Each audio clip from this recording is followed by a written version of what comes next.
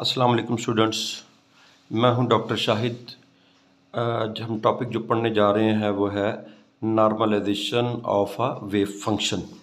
इससे पहले थोड़ा सा इंट्रोडक्शन मैं देना चाहता हूं आपको कि हमारे पास एंगल्स जो है ना उसके कुछ फार्मूले हम डिस्कस करने जा रहे हैं। जैसे साइन स्क्वायर थीटा हो तो इसको हम यूँ लिख सकते हैं 1 minus cos of 2 theta over 2। इसको हम कहते हैं डबल एंगल आइडेंटिटी फार्मूले। ठीक है, डबल एंगल, यहाँ पर थीटा है तो यहाँ पर क्या हो गया 2 थीटा हो गया। तो यहाँ जो भी एंगल होगा, ठीक है, जब हम उसको कन्वर्ट करेंगे इस फार्मूले के तहत तो स्केयर ख़त्म हो जाएगा इसका, और जो थीटा है उसके साथ एंगल जो है ना वो यहाँ पर अगर 1 था सपोज तो यहाँ पर क्या हो जाएगा 2 आ जाएगा और डिवाइडेड बाई 2। ठीक है, अब अगर मैं ये कहूँ कि थीटा जो है हमारे पास वो है n pi x over a। ठीक है जी, n pi x over a अगर ये हमारा थीटा है, ठीक है, तो n pi x over a अगर है तो हमारे पास इस थीटा की जगह पर हम लिख देंगे n pi x over a। 2 वैसे का वैसे ही आएगा, इस थीटा की जगह क्या लिख देंगे n pi x over a divided by 2। Formula वैसे का वैसे ही आ जाएगा। ठीक है, नेक्स्ट हम अगर इंटीग्रेट करें, इंटीग्रेशन बोथ साइड्स, ठीक है, इस तरफ इंटीग्रेशन का साइन आएगा, साथ आ जाएगा dx। ठीक है जी, इस तरफ हमारे पास दो टर्म बन जाते हैं। ये जो 2 है ये 1 को भी डिवाइड कर रहा है और इस फैक्टर को भी ये क्या कर रहा है, डिवाइड कर रहा है, इसलिए हम 1 ओवर 2 लिख देंगे, इस क्वांटिटी को अलग कर लेंगे। सेकंड क्वांटिटी जो है ठीक उसके नीचे भी 2 है, वो 2 हमने 1/2 यूँ लिख दिया है, और अंदर वाली क्वांटिटी जो है cos 2n pi x over a उसको हमने यूँ लिख दिया। ठीक है जी, अब हमारे पास हमने इंटीग्रेशन की है तो डेफिनेटली इंटीग्रेशन और dx यहाँ पर आ गया, इंटीग्रेशन और dx यहाँ पर आ गया, इंटीग्रेशन और dx यहाँ पर आ गया, क्योंकि हम इंटीग्रेशन कर रहे हैं विद रिस्पेक्ट टू x। अच्छा, हमें पता है यह इंटीग्रेशन अगर 1 है, इंटीग्रेशन के अंदर अगर 1 है तो उसकी इंटीग्रेशन सिंपल x होगी, और हमें इस बात का भी पता है कॉस थीटा अगर हो तो उसकी इंटीग्रेशन होती है साइन थीटा। यहाँ पर हमारे पास एंगल का किरदार अब ये अदा कर रहा है, ये वाला पार्ट, यानी ये cos of angle, cos of theta, तो इसकी इंटीग्रेशन क्या बनेगी, साइन ऑफ थीटा। ये अब ये आपका थीटा है या ये आपका क्या है, एंगल है।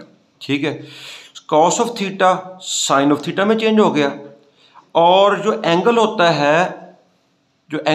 है, ठीक है, एक्स के अलावा जो एंगल है हमारे पास 2n पाई ओवर a, ठीक है, उसको हम रिवर्स करके इसके पीछे लिख देते हैं यहाँ पर। ये कंप्लीट इंटीग्रेशन हो जाती है, कंप्लीट इंटीग्रेशन हो जाती है अगर हम कॉस थीटा साइन थीटा में चेंज हो गया। एक्चुअली हमारे पास ये जो कांस्टेंट वैल्यू होती है ये वाली, इसको हम आंसर से डिवाइड करते हैं, जब डिवाइड करते हैं वो खुद ब खुद ही रिवर्स होकर यहाँ पर आ जाता है। ये तो था इंट्रोडक्शन। इस इंट्रोडक्शन की बुनियाद पर हम अब इसको जो है वो टॉपिक स्टार्ट करने जा रहे हैं। कुछ बातें मैंने आपको पहले बता दी हैं ताकि आपको ये बात जो है वो अच्छी तरीके से समझ आ जाए और समझने में आसानी हो जाए। ठीक है, अब हम बात करने जा रहे हैं normalisation of a wave function. ठीक है जी, अच्छा, वेव फंक्शन हमें पता होना चाहिए वेव फंक्शन है क्या। वेव फंक्शन हम कहते हैं साई को, Sai is a wave function. ये होता क्या है बेसिकली, हम चूंकि इलेक्ट्रॉन को डिस्कस कर रहे हैं, electron as a wave move कर रहा है। ठीक है जी, और वो जो वेव है ना, वेव ये जो हाइट है इसको हम कहते हैं, ये उसकी एम्पलीट्यूड है, ये उसकी एम्पलीट्यूड है, और इसी को हम साई कहते हैं, इसी को हम साई कहते हैं। ठीक है जी, तो साई जो है this is the amplitude of the wave of the electron. अच्छा, साई तो एम्पलीट्यूड है। अगर हम साई अगर हम इसका स्केयर ले लें, साई स्केयर कर लें, तो ये एक नई क्वांटिटी बन जाती है, और इसको हम कहते हैं probability of finding the electron. यानी ये जो साई स्केयर है ये क्या है, ये probability of finding the electron है। और सिंपल साई क्या है, सिंपल साई जो है वो वेव की क्या बताता है, एम्पलीट्यूड बताता है कि ये उसकी क्या है, ये उसकी एम्पलीट्यूड है। दोनों को आपने मिक्स नहीं करना, ये उसकी हाइट या उसकी एम्पलीट्यूड बता रहा है वेव की। ये जो है जब सही स्केयर लेते हैं तो ये उसकी बनाता है प्रोबेबिलिटी। अच्छा, प्रोबेबिलिटी किसी भी मटेरियल की मैक्सिमम 1 होती है। यानी अगर मैं ये कहूँ कि कोई स्टूडेंट जो है कॉलेज के अंदर मौजूद है, ठीक है, इसका मतलब है उसकी प्रोबेबिलिटी, ठीक है, in the college is equal to 1। अगर वो 100% वहाँ पर मौजूद है, ठीक है, तो वो 1 है। अगर वो मौजूद नहीं है तो उसकी प्रोबेबिलिटी 0 है। यानी साई स्क्वायर की वैल्यू जो है वो मैक्सिमम 1 हो सकती है, मैक्सिमम 1 हो सकती है, ठीक है। अब हम इसी बात को आगे लेके चल रहे हैं कि हमारे पास इलेक्ट्रॉन जो है वो एटम के अंदर मौजूद है और 100% मौजूद है। जब वो 100% मौजूद है तो इसका मतलब है probability of finding the electron in an atom is equal to 1, ठीक है। अगर एटम में मौजूद ना हो तो प्रोबेबिलिटी क्या हो जाएगी, प्रोबेबिलिटी जो है वो 0 हो जाएगी। अच्छा, अब हम इसको जनरल टर्म को बात करते हैं। हम कहते हैं एटम को हम एक बॉक्स समझ लेते हैं कि electron is present in the atom और electron is present in a box. तो वो बॉक्स जिसके अंदर इलेक्ट्रॉन मौजूद है, ठीक है, उसको हम ये कह रहे हैं कि उसके अंदर इलेक्ट्रॉन जो है उसके पास जाने का इम्कान, उसके पास जाने की प्रोबेबिलिटी 1 है। इसलिए हम लिख रहे हैं कि साई स्क्वायर जो है उसकी प्रोबेबिलिटी 1 होगी। कब? अच्छा, इसको मैं यूँ लिख रहा हूँ, देखो साई स्क्वायर, ये क्या बन गई, प्रोबेबिलिटी, ये प्रोबेबिलिटी बन गई। अच्छा, प्रोबेबिलिटी जो है वो कहाँ पर हम कैलकुलेट करने जा रहे हैं, विद इन द बॉक्स, और बॉक्स क्या हमारा एटम है। हम उस एटम के अंदर प्रोबेबिलिटी जितनी भी पॉसिबल चांसेस हैं, पहले शेल में, दूसरे शेल में, तीसरे शेल में, उन तमाम को हम ऐड कर रहे हैं। ऐड क्या कर रहे हैं, ऐड का मतलब है कि हम उसको इंटीग्रेट कर रहे हैं। इंटीग्रेशन का मतलब ये है कि हमने उस तमाम प्रोबेबिलिटीज़ को ऐडअप कर लिया, ठीक है। तो ऐडअप कर लिया, ठीक है, अलोंग एक्स एक्सिस जितनी प्रोबेबिलिटीज़ थी, ठीक है। तो जब ऐडअप कर लिया तो उसका आंसर क्या आएगा, उसका आंसर 1 आएगा, क्योंकि इलेक्ट्रॉन कहाँ पर है, इलेक्ट्रॉन एटम के अंदर मौजूद है। अगर एटम के अंदर मौजूद है तो फिर वो 1 आएगा, यानी वो जो बॉक्स है उसके अंदर उसकी प्रोबेबिलिटी क्या हो जाएगी, 1 हो जाएगी। अच्छा, अब एटम की जो लेंथ है या जो बॉक्स जिसके अंदर हम इसको कैलकुलेट कर रहे हैं, ठीक है, उसको हम यूँ डिस्कस कर सकते हैं कि हमारे पास सपोज ये बॉक्स है, हमारे पास सपोज ये बॉक्स है, ठीक है, यहाँ से लेकर यहाँ तक इलेक्ट्रॉन मूव कर सकता है, ठीक है जी।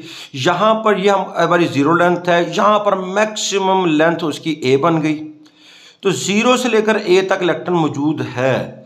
हमने यहाँ प्रोबेबिलिटी फाइंड की, यहाँ प्रोबेबिलिटी फाइंड की, यहाँ फाइंड की, यहाँ फाइंड की, यहाँ फाइंड की, सारी प्रोबेबिलिटी फाइंड कर ली। कहाँ से कहाँ तक, 0 से a तक सबको जमा कर लिया। यानी हमने ऐड किया कि उसको प्रोबेबिलिटी को 0 से लेकर कहाँ तक, a तक हमने ऐड कर लिया। ऐड करने के बाद हमारे पास आंसर क्या आ गया, 1, क्योंकि इलेक्ट्रॉन इस बॉक्स के अंदर मौजूद है। तो हमारे पास ये शेप बन जाएगी कि प्रोबेबिलिटी यानी साई स्क्वायर, ठीक है, उसको हमने इंटीग्रेट किया, कहाँ से कहाँ तक, 0 से लेकर a तक, आंसर क्या आ गया, 1 आ गया, ठीक है। अच्छा, अब आपको इस बात का पता है कि जो साई है ना, साई, ठीक है, जो साई है इसका जो फार्मूला होता है ना हमारे पास साई का, ठीक है, ये आप पीछे पढ़ाए हैं, वो होता है psi is equal to a sine of pi x over a। ये साई का फार्मूला है।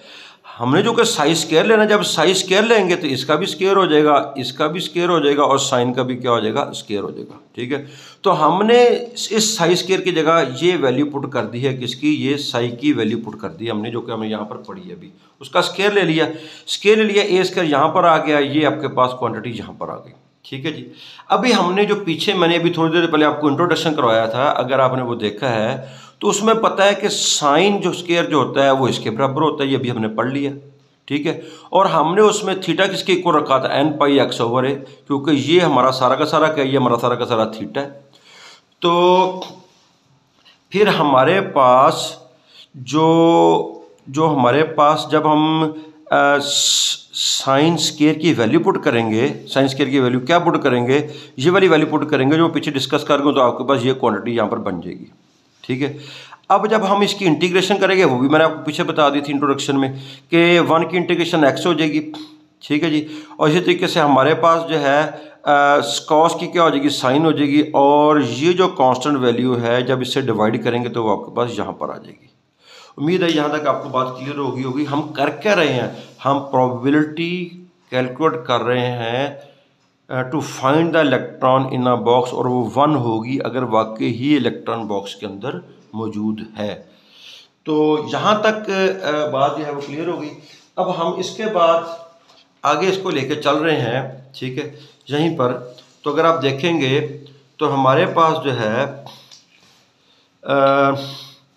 हमने अब जो लिमिट्स थी वो हमारी क्या थी, 0 to a थी, 0 to a थी, यानी हमने 0 से लेकर a तक प्रोबेबिलिटी जो फाइंड करनी है।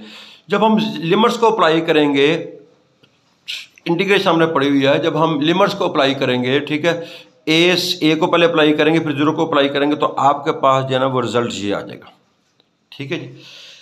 अच्छा, अब यहाँ पर अगर हम देखें, ये लिखा हुआ है साइन ऑफ 2n पाई, और ये बात याद रखें, साइन ऑफ पाई 0 होता है, साइन ऑफ 2 पाई भी 0 होता है, साइन ऑफ 2 पाई भी 0 होता है, साइन ऑफ 3 पाई भी 0 होता है, ठीक है। पाई के जितने भी मल्टीपल होंगे वो सारे क्या आ जाएंगे, 0 आ जाएंगे। यहाँ पर लिखा है n पाई, और हमें पता है n जो है वो n क्या है, n है 1 2 3 एंड सो ऑन, ठीक है। n तो इसका मतलब ये है कि जब हम 1 रखेंगे तो 2 पाई बन जाएगा, 2 रखेंगे तो 4 पाई बन जाएगा, ठीक है। और जो है ना, और 2 पाई भी 0 होता है, 3 पाई भी 0 होता है, 4 पाई भी क्या होता है, 0 होता है। तो इसका मतलब फिर ये हुआ कि हमारे पास ये क्वांटिटी तो क्या होगी, 0 होगी, ये क्वांटिटी 0 होगी तो ये भी 0 हो गया। सिर्फ क्या बच गया, a² 2 इंटू a, ये सारी 0 हो गई, आपके पास इक्वल टू आ गया 1। यहाँ से हमने a की वैल्यू निकालनी है, अंडरवुड लेंगे तो आपके पास ये a आ गया। ये जो a है हमने उस साइन के फार्मूले में पुट करना है जो हमने पीछे लिया था। हमने क्या कहा था कि साई इज इक्वल टू क्या होता है, साई इज इक्वल टू होता है, psi is equal to a sine n pi x over a, ठीक है। ये a की वैल्यू हम यहाँ पुट करेंगे, जब यहाँ पुट करेंगे तो आपके पास ये क्वेश्चन बन जाएगी √2 ओवर a। ये उसकी क्या निकला, ये उसकी निकला एम्पलीट्यूड, ठीक है। और अगर हम इस साई का स्क्वायर ले लें, ठीक है, तो स्क्वायर लेंगे तो आप ये अंडर ख़त्म हो जाएगा, ये साई स्क्वायर बन जाएगा, ये उसकी क्या निकलेगी, प्रोबेबिलिटी, ठीक है। या इसको हम कहते हैं ये उसकी probability of finding the electron. और जब ये प्रोबेबिलिटी 1 हो जाती है तो हम ये कहते हैं कि ये फंक्शन क्या हो गया, नॉर्मल हो गया है। इसको हम कहते हैं normalisation of a wave function. उम्मीद है कि आपको ये आज का लेक्चर समझ आ गया होगा। अगर कोई बात ना समझ आई हो या कोई कमेंट्स देना चाहते हो तो आप लाजमी कमेंट्स दे दीजिएगा। Thank you very much.